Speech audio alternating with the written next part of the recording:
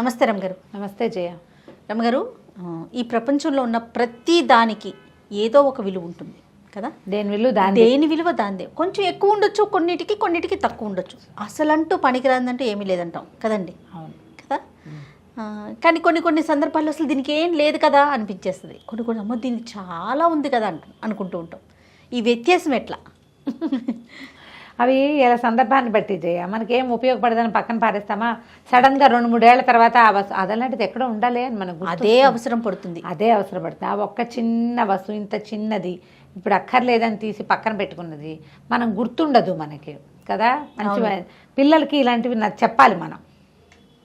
కథలు చెప్తే ఈ విషయంలో భలే గుర్తుపెట్టుకుంటారు. మళ్ళీ మంచి చందమామ కథ ఉంది, మేకు విలువ. మేకు చెప్పండి. పూర్వం అంటే ఒక పల్లెటూరులో ఒక గోవిందుడు అని ఒక అతను ఉండేవాడు. ఈ గోవిందు తండ్రి ఒక తత్వజ్ఞాని.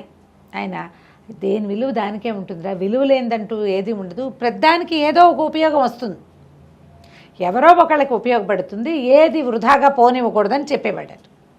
అయితే వీళ్ళకేం పొలం పుట్రా ఏం లేవు, ఏ రోజు కష్టం ఆ రోజే ఏదో పని చేసి వాళ్ళకి వీళ్ళకి ఏమైనా పనులు చేసి పెట్టి వచ్చిన డబ్బులతోటి పక్కనే ఉన్న చిన్న పట్టణమే అక్కడికి వెళ్ళి సంతలోకి వాటికి వెళ్ళి సామాన్లు తెచ్చుకుని వాడుకునేవారు. ఇంట్లో భార్య పిల్లలు ఉన్నారు. అయితే ఎప్పటి సరుకులు అప్పుడే కొనుక్కోవాలి, నెలకోసారి కొనుక్కునే సత్తా లేదు. ఏ రోజు డబ్బులు వస్తే ఆ రోజు సామాన్లు కొనుక్కు తెచ్చుకుంటారనమాట. అయితే ఒకరోజు ఏమైందట, ఈ గోవిందుడు ఎటగొట్టా పని చేసుకుని సంసారం ఈతున్నాడు. పిల్లలు చిన్నపిల్లలు, భార్య కూడా ఏదో చేతనైన పని చేస్తుంది, ఇద్దరు కలిసి లాగుతున్నారు. ఇతను ఒక అడవిలో నడిచి వెళ్తున్నాడు. సంతకెళ్ళి ఏవో సామాన్లు తెచ్చుకోవాలి, కొంచెం డబ్బులున్నాయి. వెళ్ళే దారిలో ఏమైందంటే ఒక గుర్రం వేసుకుని ఒక ఆయన వెళ్తున్నాడు. ఈ గుర్రానికి ఈ రికాబులు అవి కట్టే చోట ఒక మేకులు ఉంటాయి కొన్ని. మరి ఆ మేకో లాడం మేకు అని రాశారు కథలో. అది నాడా దగ్గర ఉండే మేకో, ఒక సీల్ లాంటిది. అంత మేకు రాలి పడిపోతే ఇతను చూసి అన్న మీరే మేకు పడిపోయింది ఆగాని చప్పట్లు తెరిచాడు. ఆ గుర్రం మీద ఉన్న ఆయన ఎవరు? ఆ దేశపు మంత్రి గారి అబ్బాయి. మేకుతోటి ఏం పోయింది? మేకే కదా, ఏం పోతుంది అని చెప్పి అది బహుశా రికాబు కాలు పెడతారు చూసావా, అక్కడ ఉండాల్సిన మేకు. వెళ్ళిపోతాను ఏం కాదులేని చెయ్యి ఊపాడు, పర్వాలేదని. ఇతను ఏం చేశాడు, మేకు దాన్ని తీసి చేత్తో పుచ్చుకున్నాడు. దట్టి ఉంది, నడువుకి ఏదో కట్టినాడు, అందులో దోపు పెట్టుకున్నాడు. దేనికైనా యూజ్ అవుతుంది లేని వాళ్ళ నాన్న చెప్పాడు కదా, పారేయకూడదు, వాడుకోవాలి, ఎప్పటికైనా యూజ్ అవుతుందని. సరే, ఈ ముందుకి వెళ్తున్నటువంటి మంత్రి గారి అబ్బాయి ఆ రికాపు కాలు పెట్టే చోట వదిలైపోయి ఎగిడి దిగిడి అయ్యి గుర్రం అస్తావ్యస్తంగా అయ్యింది. దాంతో దిగి నడిపించడం మొదలుపెట్టాడు. అప్పుడు తెలిసింది ఆయనకి, అయ్యో మేకో అని వాడు ఎవడో కేకేశాడు, మేకే కదా అనుకున్నాను, దీనివల్ల ఇలాంటిది వచ్చింది. ఇప్పుడు ఆ గుర్రం మీద కూర్చునే పరిస్థితి లేదు, వెసులుబాటుగా లేదు. సరే కానీలే, ఇంకా కొంత దూరమే కదా అని గుర్రం దిగి దాన్ని మెల్లిగా నడిపించుకుంటూ తీసుకుపోయాడు.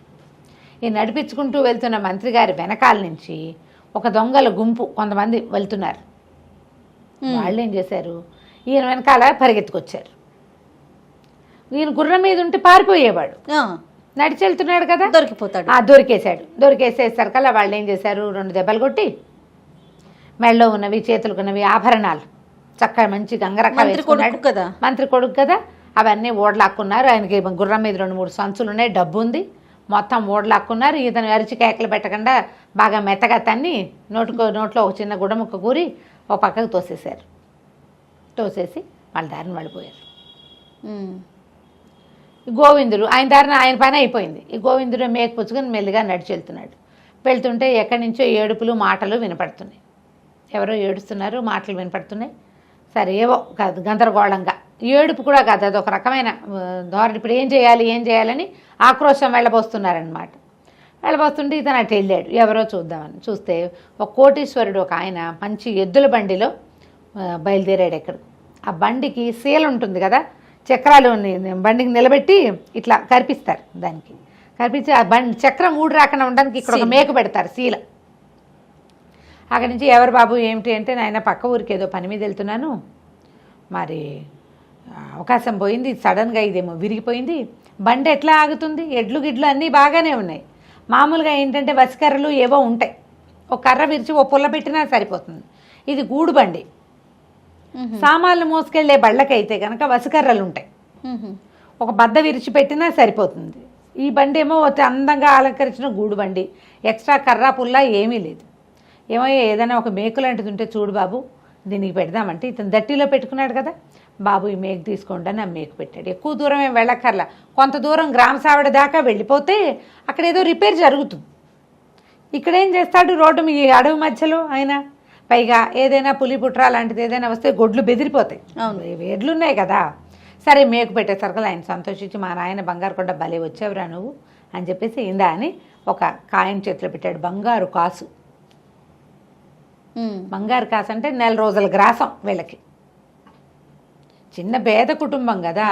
ఎంత సంతోషించాడు, ఏమిటి ఈయన ముక్కకి ఇంతది వచ్చిందా, ఆయన పారేసుకుని పోయాడు. అదే కదా, అదే ఇనుప మేకుకి మనకి బంగారపు కాయన వచ్చింది. సంతోషంగా వెళ్ళొస్తాను బాబు అని వాళ్ళని ఆ బండెక్కిచ్చాడు. ఇతను నడుచుకుంటూ పోయాడు. సంతకెళ్ళాడు, కొద్దిగా చిల్లర మల్లర మిగిలింది దాచుకుని బోల్డన్ని సామాన్లు కొనుక్కున్నాడు. ఒక పెద్ద బస్తాలో మూట కట్టుకున్నాడు. పిల్లలకి తినుబండారాలు కొన్నాడు, తమకి పప్పులు అవి ఇవి తిరుగుమాత సామాన్లు అవన్నీ కొనుక్కున్నాడు. కొనుక్కొని కాస్త బియ్యము మోసుకురావాలి. ఆ రోజుల్లో అలాగే మోసేవాళ్ళు. మధ్యలో ఏదైనా బండి ఆసరా దొరికితే ఆ బండి మీద వేసుకోవటం, లేకపోతే వాళ్ళే ఎత్తుకోవడం దింపుకోవడం, కింద ఎట్లా గొట్లా తీసుకొచ్చేవాళ్ళు. ఒక చేతి సంచి, ఒక భుజం మీద మూట, నడుచుకుంటూ వస్తున్నాడు. మళ్ళీ వెనక్కి వస్తుంటే పిల్లల ఏడుపులు వినపడుతున్నాయి. ఎక్కడో ఎవరో పిల్లలు ఏడుస్తున్నారని చెప్పేసి ఈ బస్తా మోసుకున్నట్టు వెళ్ళలేక బస్తాను చెట్ల చాటును పెట్టి మళ్ళీ రోడ్డు మీద వదిలిపెడితే ఎవరైనా ఎత్తుకుపోతారు. ఆ పక్కకి వెళ్ళేసరికల్లా ఎవరో ఒక కలిగిన ఆవిడలేనే ఉంది, ఒక ఆడ మనిషి, పిల్లలు లబలబలాడుతూ ఏడుస్తున్న 5-6 పిల్లలు. ఎవరమ్మా ఏమిటమ్మా ఇక్కడ ఎవరు ఎందుకున్నారు ఏమిటి, ఆవిడ చూస్తే కలిగినట్టుగా కనపడుతుంది. నగా నాణ్యం ఉంది, పట్టు చీర కట్టుకుంది, పిల్లల కాళ్ళకి చెప్పులు ఉన్నాయి, పిల్లలు చక్కగా విలువగల బట్టలే వేసుకున్నారు. ఏడుపులు మొత్తుకోళ్ళు మసిపాతలలే మొహాలు, బట్టలు బాగున్నాయి కానీ పిల్లలు మాసిపోయినట్టున్నారు. నుంచి అడిగాడు ఎవరమ్మా ఏమిటంటే, మొన్న సాయంత్రం వ్యాహ్యాళికని అడవిలోకి వచ్చాము, అంతా సరంజామాతోటే వచ్చాం, వస్తే బండి వాళ్ళ పిల్లలు అటు ఇటు పరిగెడుతుంటే వాళ్ళ వెనకాల ఆడుతూ నేను కూడా వచ్చేసాను. మా మాతో పాటు వచ్చిన బండివాడు ఏమైపోయారో తెలీదు. మేము అడవిలో చిక్కడిపోయాము, లోపలికి వచ్చేసాము. మధ్యలో ఏదో భల్లూకం కనపడింది, పిల్లలు పిచ్చెక్కినట్టు పరుగులు తీశారు, వాళ్ళ వెనకాల పరిగిపెట్టి నేను కూడా వచ్చేసాను. దాంతో ఏం చేయాలో తెలియదు నాయన, కాయకాసులు అక్కడ ఏదో కనపడ్డవి కోసుకుని తిన్నాం, తేనెటీగలు ఉన్నాయని ఇటు పరిగెత్తుకొచ్చేసారు. పిల్లలకి తిండి తిప్పలు లేదు. ఏ ఊరమ్మా అంటే పక్కనే కృష్ణాపురం. నేను తీసుకెళ్తానమ్మా అంటే, నాయన మా వల్ల కాదు, నువ్వు సాయం వచ్చిన తిండి లేనిది అడుగు పడేలాగా లేదు, నిన్న తిన్న తిండి పిల్లలు అల్లాడిపోతున్నారు, అందుకే మాసిపోయినట్టున్నాయి మొహాలు. సరే ఉండండమ్మా అని ఏం చేశాడు, గబగబా తన సంచి దాచిపెట్టుకున్నాడు కదా, మూట మోసుకొచ్చాడు. పిల్లలకి తినుబండారాలు కొనుక్కున్నాడు, డబ్బులు ఉన్నాయి కదా, రూపాయి బంగారు కాసు ఉంది కదా, అక్కడి నుంచి తినుబండారాలు పెట్టి 3 రాళ్ళు వెతికి 4 పుల్లలు పెట్టి, సరే కుండ ఒకటి కొనుక్కున్నాడు, అన్నానికి కుండలు కూడా కొన్నాడు. కాస్త ఆ పక్కన ఏదో చెరువు కూడా ఉంది, కాస్త ఎత్తసరి పోసి అన్నం వండి అన్నం పెట్టాడు పిల్లలకి.